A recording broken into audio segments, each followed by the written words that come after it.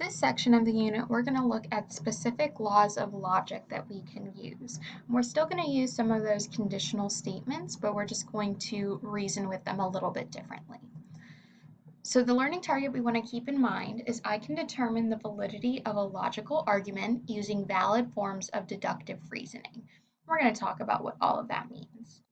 So deductive reasoning is just a fancy way of saying the process of reasoning logically and drawing a conclusion from given facts and statements. When we have deductive reasoning, we are going to look at two specific laws. The first law is called the law of detachment. And with the law of detachment, it's saying that given a conditional statement, so remember that's our if P then Q, if the hypothesis is true, then the conclusion is true. And we're going to write this out in a symbolic way. So when we write it out, our conditional statement is our if P then Q. And then the law of detachment says if we know P is true, we can conclude that Q is true. And these three dots in the little triangle form mean therefore. So when I read the whole symbolic map, it's going to read as if P implies Q, and we have P is true, therefore Q is true. So looking at some examples for our law of detachment, we are going to figure out if we can draw a conclusion, if it follows this pattern. If it doesn't follow this pattern, then we're going to write no valid conclusion. And we'll look at a little bit about what that means. So my first example says, if Mark saves $30, he can buy a new video game. That's my conditional statement.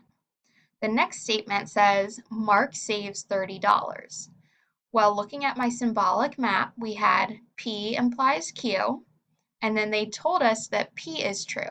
That means that it's following my law of detachment, and I can conclude that Mark can buy a new video game. I can conclude my Q. Looking at another example, we have our given, if a quadrilateral is a rhombus, then it is also a parallelogram. Then they're telling me that quadrilateral ABCD is a rhombus, so my conditional. Then they told me that my P is true. They just named a specific quadrilateral, but they did tell me that P is true. So I can conclude that Q is true, that quadrilateral ABCD is a parallelogram. Number 3 says if you are 18 years old, then you can register to vote. So that's my conditional. Then this says Olivia is not 18 years old. Since we have that not in there, my P was negated. So that's not following my symbolic map. It's not following my law of detachment. That means that there's no valid conclusion that I can draw because they didn't tell me that my P is true, so I can't say anything about Q. Number 4, if the sum of the measures of two angles is 90 degrees, then they are complementary. Then they gave me two different angles, so the measure of angle J is 58 degrees, and the measure of angle K is 32 degrees. If we add those up, then we do know that they do equal 90 degrees. So since my two angles equal 90 degrees, P is true, that means I can conclude my Q. So angle J and angle K are complementary angles. Number 5 says if you plan to attend prom, then you must purchase a ticket. That's my conditional statement. Then we have Sarah purchases a prom ticket. In this case, they didn't tell me that my P is Q. They didn't say that Sarah plans to attend prom. They said she just got a ticket. So I can't conclude anything from that because it doesn't follow the law of detachment. The other law that we have is called the law of syllogism.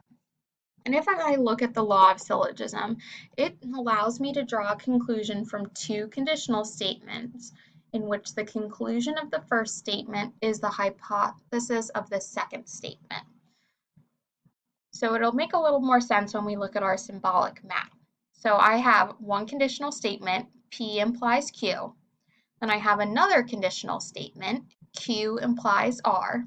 And if we notice, the conclusion of this first statement is the hypothesis of my second one. So they share this Q. And if they share this Q, then using the law of syllogism, I can conclude that P implies R. So I'm getting rid of this middle term here. Those Q's sort of cancel each other out. So just like before, we're going to look at the statements to see if we can use the law of syllogism to conclude something. And if not, we're going to say no valid conclusion. So my first statement says, if it is Saturday, then Jake has a baseball tournament. The second one says, if Jake has a baseball tournament, then he will need to pack his lunch. So looking, the conclusion of my first statement is the same as the hypothesis of my second statement. So I can conclude that if it is Saturday, then Jake will need to pack his lunch. Number 7 says if a number is divisible by 12, then it is divisible by 6. The next statement says if a number is divisible by 6, it's that same conclusion as my hypothesis, then it is divisible by 3. Since I have those Q's in common, I can take him out and I can say if a number is divisible by 12, then it is divisible by 3. Our next example says that if a quadrilateral is a square, then it is a rectangle. Then the next statement says if a quadrilateral is a rectangle, then it has four right angles.